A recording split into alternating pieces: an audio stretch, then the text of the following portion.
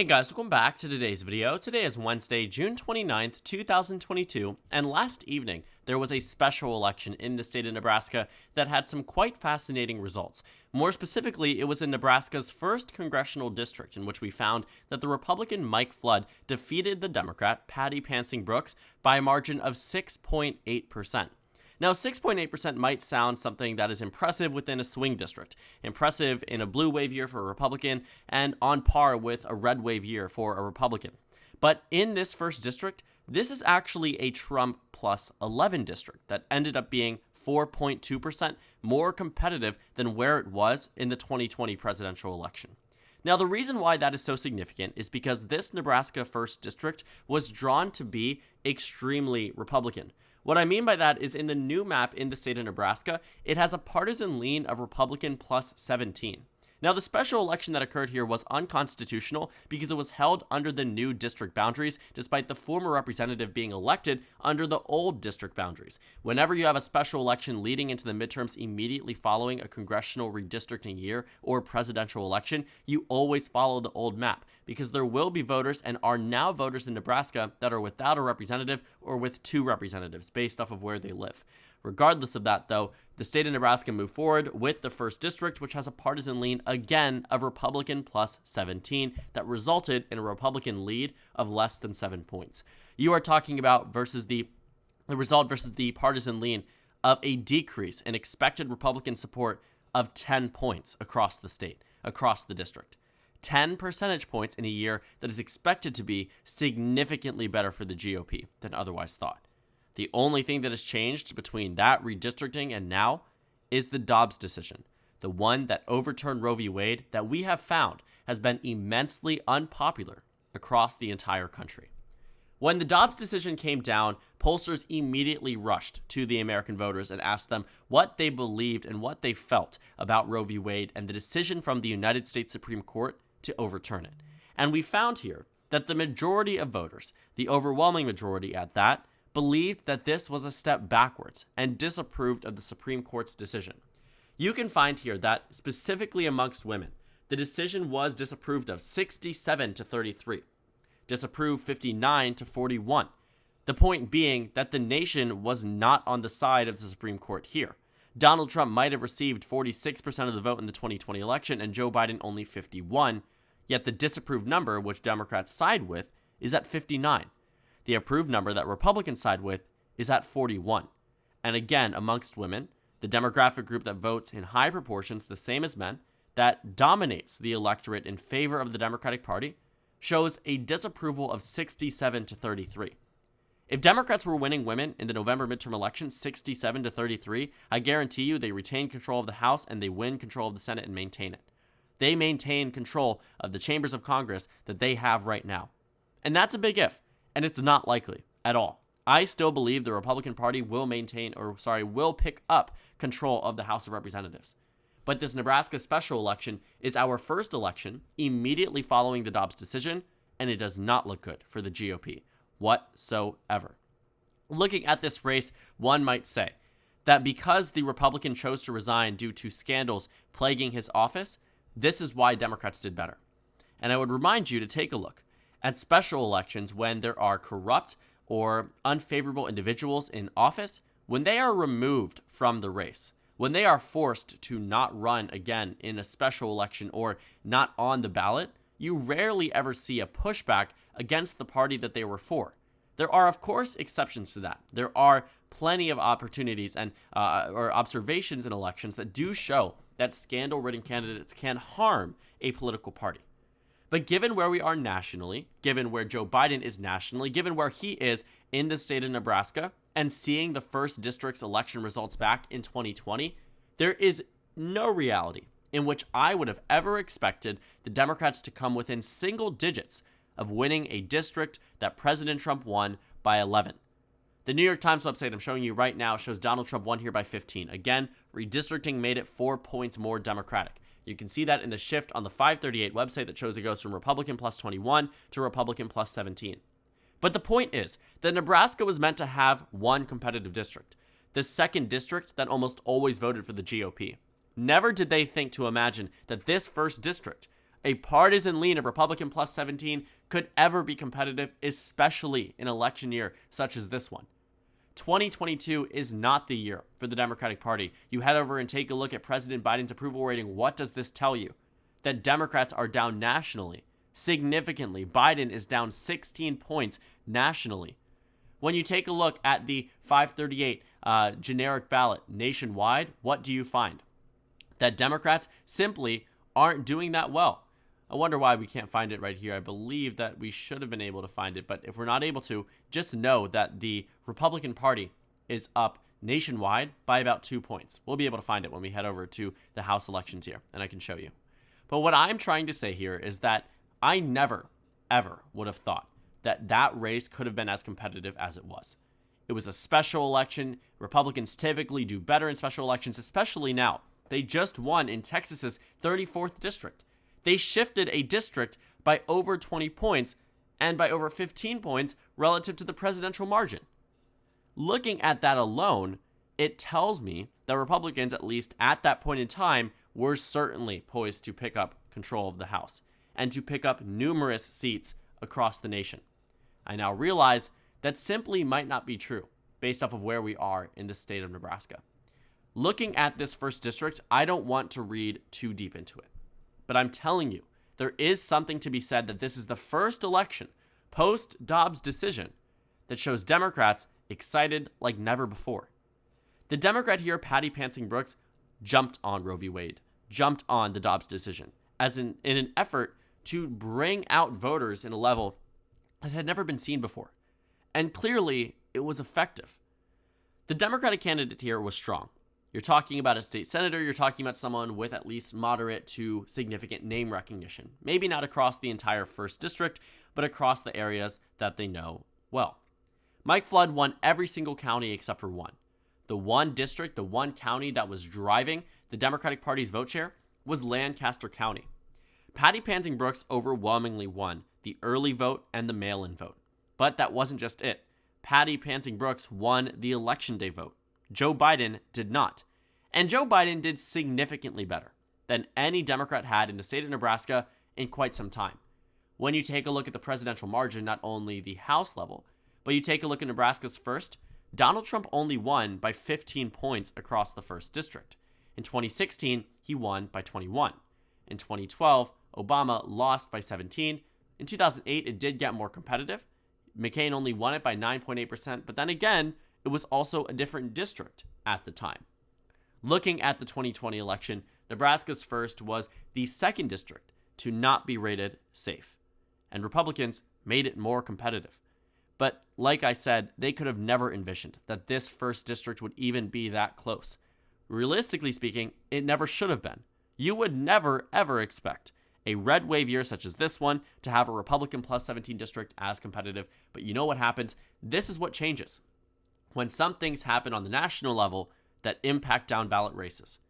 For the first time in 50 years, voters will be going to the ballot box to vote on the issue of abortion. Voters have always taken it into consideration. Is my candidate pro-life? Is my candidate pro-choice? But very much so, it didn't matter because Roe v. Wade had been tried and kept into precedent by the Supreme Court time after time after time. Because as said, by all of the Republican justices on the Supreme Court, or conservative, technically speaking, but we know how to be realistic here. The Republican justices said that that was tried and settled into law, and that it wouldn't be touched. Voters here, based off of their oath, testimony under oath, that they had nothing to worry about, that Planned Parenthood would be able to continue operating in all 50 states. But following this decision, we have now been put in a position where abortion and abortion access are on the ballot for the first time in 49 years. Voters never had to worry about this before. More specifically, the 180 plus million women never had to worry about this before. And it is clear, nationwide, CBS YouGov poll, whatever you want to look at. Any poll that you look at on Roe v. Wade nationwide will tell you the same exact thing. Women of all voters are angriest. And nationwide, everyone, every poll shows a disapprove higher than an approve on this decision. Voters are not happy, and it becomes a mainstream issue because it is a mainstream issue at this point. Inflation will matter, but so will abortion. COVID will matter, but so will abortion. Everything will matter, and so will abortion in a way that had never been thought of before.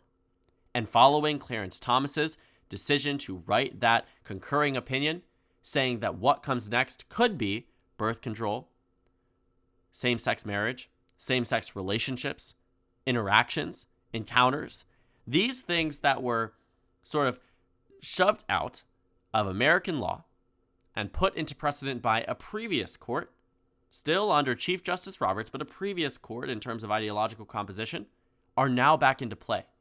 Returning things to the states are now back into play. The same argument that was made against Roe v. Wade can be applied and made to landmark decision cases that ensured freedom and equality across the nation. And that's where it gets difficult for voters. Because yes, many people are angry with Biden. I don't think Biden is going to bump or benefit from this Roe v. Wade decision. Because at the end of the day, it doesn't seem as if he's doing anything. But who will more so not bump, but hurt by this, is the Republican Party. Because voters aren't stupid. They know exactly who put these justices into the Supreme Court. It's exactly how it has been, exactly how it's been told for the past 50 years. I saw this tweet saying that Republicans won a 50-year war in this battle. And that's true. It's true to the fullest extent. When Donald Trump went on that debate stage in 2016 and said that he would nominate justices that would look to overturn Roe v. Wade, he knew exactly what he was doing. And voters still voted for him. Because when those nominees went into the Senate, went to their confirmation hearings, they had Republican senators that were unwilling to vote for them unless they were going to uphold Roe v. Wade. Susan Collins, Lisa Murkowski, the pro-choice Republican senators. And yet they confirmed Kavanaugh. They confirmed Barrett. They confirmed many justices here. And the interesting thing about it all is that they sort of should have known that this was exactly what was going to happen. But as Donald Trump has said within his own party, as he has said to his closest advisors, he knows this decision is bad. And the Nebraska 1st District is evidence of that. I will not read too deep into it for obvious reason. At least this isn't telling me alone the Democrats are going to win control or maintain control of the House. If I was to take this district and special election result on its own, and seeing that there was a 4-point shift in favor of the Democrats relative to 2020, I would say immediately the Democrats are going to maintain control of the House. And I say that because the Republicans won in this district on the presidential level by 11 points when Democrats maintained control of the House.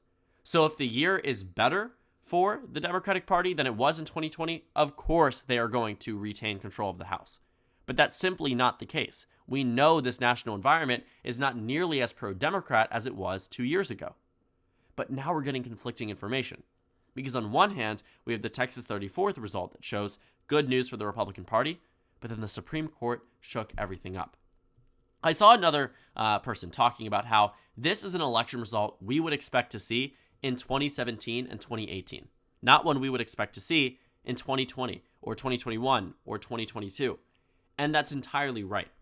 I remember covering many of these elections on my YouTube channel when I first started out in June of 2017. Most of them had already occurred. I actually started June 7th, 2017, following this California 34th District special election, literally the day after. But then I covered Jon Ossoff's runoff race, where he ran against Karen Handel. I covered the same election night where they showed South Carolina's 5th District that was surprisingly more competitive, even though nobody was taking a closer look at it. I covered Utah's 3rd District, where we found that in all these races, ones that I covered or not, that Republicans ended up being narrower than where they were before due to Democrats being engaged and revitalized in the upcoming midterms. But that was 2017. This special election from last evening could easily slip into this 2017 United States special election tracker, and you wouldn't even bat an eye, because it makes sense that it would be here. It does not make sense that it would be amongst our 2021 and 2022 elections. Because what we have seen thus far, with the very few and infrequent special elections in terms of state legislative races, in terms of jungle primaries, in terms of locking out candidates from special elections, we have seen that Republicans have started to improve. We've seen it in Virginia. We've seen it everywhere else with a few exceptions, beyond California, beyond Louisiana. Beyond those two exceptions, Republicans have been getting better because we knew for a long time that 2022 was going to be their year. I do think it will very much be their year. But the question is no longer by how much. This first district was rated by experts as safe Republican. For this special election, they were all solid R. No one predicted that it was going to be competitive. It was a Trump plus 11 district in a much more beneficial year for the GOP, and yet Republicans won it by 6.8%. Let that sink in for just a moment. And again, on the national environment, it gets worse for the GOP because that was a Democrat plus 4 national environment in the House, and Democrats lost this district by 21 points. What does that say for right now when the national environment in terms of polls is Republican plus 2 and realistically Republican plus 3-4? What do you say about that with a 7-point difference from where it was before and yet a significant narrowing up? I really can't justify it. I really can't explain it, but there's a lot to sort of take away from this, and it tells us some good news for the Democratic Party and some alarming news for the GOP where they never should have had it whatsoever. So, main takeaways here. This is the first decision. This is the first election post-Dobbs decision. So the Roe v. Wade effect, the Dobbs effect, as we might call it now, might be real. It's a little too early to make that determination, but this is a very good sign for pro-choice activists, for Planned Parenthood, for Democrats, because this is an issue that one side of the aisle has always been consistent on versus the other side of the aisle that has always been against. And it doesn't help when 59% of America disapproves of this decision by the Republican/conservative-controlled Supreme Court. Yes, there was a scandal in terms of the representative prior to this district, but I don't think that impacted it as much. That cannot explain a 4-point shift when the national environment is so much more beneficial for the GOP. Dems utilized Roe v. Wade. Patty Panting Brooks utilized the Dobbs decision to drive up turnout, and that's exactly what happened. As I said before, we should have seen this in 2017 or 2018, but not 2022. It should not have happened here. It could be an indicator that the Dobbs effect is real, but it also might be too early. All I'm saying is this is an entirely unexpected result. Democrats, Republicans, Independents alike shocked by the results, and it might tell us that 2022 is going to be a lot more interesting than we otherwise might have thought. So thank you guys so much for watching this video. Make sure to comment down suggestions below. Subscribe on the left if you haven't already, and check out the Instagram and Twitter. At the bottom left of the screen, there's also a Discord server for you to go ahead and join. On the screen, there's a video you can watch, and then a playlist for my 2022 House election analysis videos. Again, thank you guys so much for watching, and I will see you all later today.